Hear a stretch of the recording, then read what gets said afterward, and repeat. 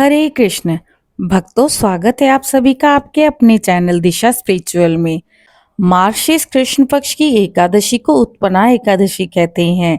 इसी दिन एकादशी माता का जन्म हुआ था, जिन्होंने मूरासुर राक्षस का वध किया था। इसी दिन भगवान श्री हरि विष्णु की पूजा अत्यंत शुभ और मोक्षदायिनी मानी जाती है। इस वर्ष 2025 में मार्गशीर्ष मास की कृष्ण पक्ष की एकादशी यानी उत्पन्ना एकादशी का व्रत 15 नवंबर शनिवार के दिन रखा जाएगा। एकादशी तिथि का प्रारंभ हो रहा है 14 नवंबर शुक्रवार को रात 12:50 पर और इस तिथि की समाप्ति हो रही है 16 नवंबर रविवार सुबह 2:37 पर। उत्पन्ना एकादशी का हरिवासर समाप्त होगा 16 नवंबर रविवार के दिन सुबह 7:10 तक। उत्पन्ना एकादशी की व्रत पारण या व्रत खोलने का शुभ मुहूर्त होगा 16 नवंबर को रविवार के दिन सुबह 7:15 से 8:45 तक। अगर किसी कारणवश इस समय व्रत का पारण ना हो तो आप इसे दोपहर को कर सकते हैं। दोपहर का शुभ मुहूर्त होगा 1:10 से 3:18 तक।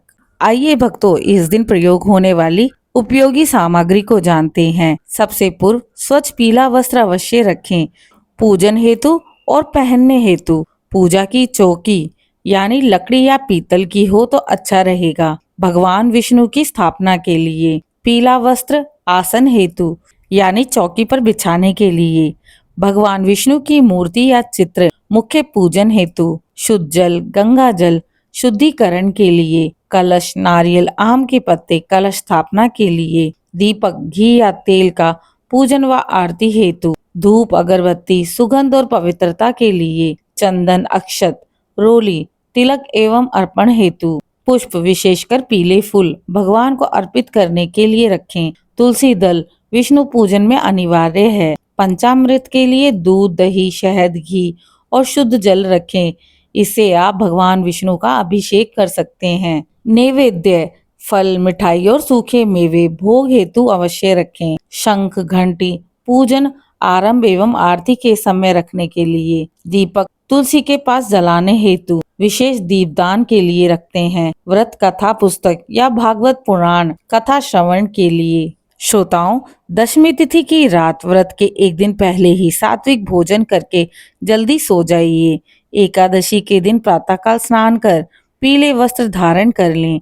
मन में एक संकल्प लें कि मैं भगवान श्री हरि विष्णु की कृपा से आज उत्पन्ना एकादशी का व्रत करूंगा या करूंगी। यह व्रत मेरे समस्त पापों का नाश कर मोक्ष प्रदान करे। पूजा चौकी पर पीला वस्त्र बिछा लें।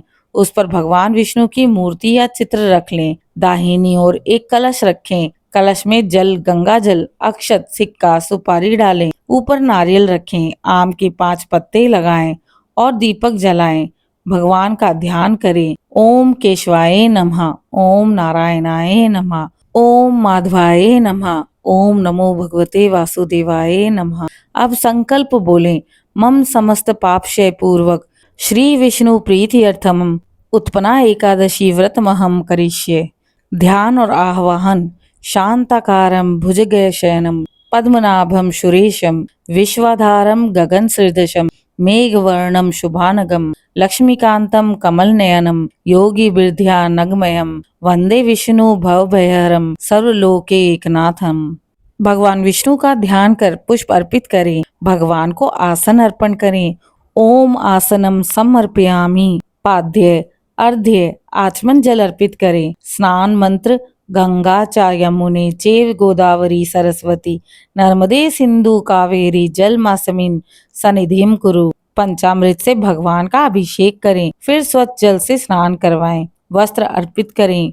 ओम वस्त्रम समर्पयामि। चंदन अक्षत पुष्प धूप दीप नैवेद्य तुलसी दल अर्पित करें। ओम नमो भगवते वासुदेवाय नमः मंत्र का जाप 108 बार करें। ओम विष्णवे नमः मंत्र का जाप 11 बार करें। एक दीपक के सामने ये प्रार्थना करें। हे एकादशी माता, आप धर्म की अधिष्ठात्री देवी हैं। आपने भगवान विष्णु के आदेश से मूरासुर का वध किया। कृपया मेरे जीवन से सभी पाप और कष्ट दूर करें। फिर पुष्प दीप धूप अर्पित करें। माता तुलसी के समक्ष एक दीप अवश्य जलाएं। श्री हरि विष्णु की आरती करें। जय जय देव, जय लक्ष्मीपति जय केशव, करुणा सागर करुणाकार, जय लक्ष्मीपति जय माधव। जय जय देव। दीपक घुमाकर आरती कर लें, परिवार के साथ भजन अवश्य गाएं। अब उत्पन्ना एकादशी की कथा पूरे परिवार समेत श्रद्धा से सुने। कथा का श्रवण करने से पूर्ण फल प्राप्त होता है। आपको यह कथा मेरे चैनल पर मिल जाएगी, इसे अवश्य सुने। हे प्रभु श्री हरि विष्णु, इस व्रत से मैं आपके चरणों में भक्ति प्राप्त करूं, मेरे समस्त पापों का क्षय हो और मोक्ष की प्राप्ति हो। रात्रि में भगवान का भजन कीर्तन करें, संभव हो तो जागरण करें। तुलसी के पास दीपक जलाना अत्यंत शुभ होता है। अगले दिन द्वादशी सूर्योदय के बाद पारण करें। द्वादशी तिथि का प्रारंभ हो रहा है 16 नवंबर रविवार सुबह 2:38 से। तिथि का समापन होगा 17 नवंबर सोमवार सुबह 4:47 पर। द्वादशी तिथि के दिन भगवान विष्णु की पुनः पूजा करें, ब्राह्मण को भोजन कराएं, वस्त्र या दान दें।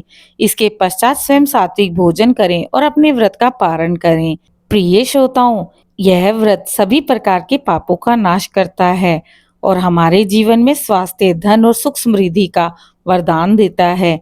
मोक्ष और विष्णु लोक की प्राप्ति के लिए यह व्रत अत्यंत शुभकारी है।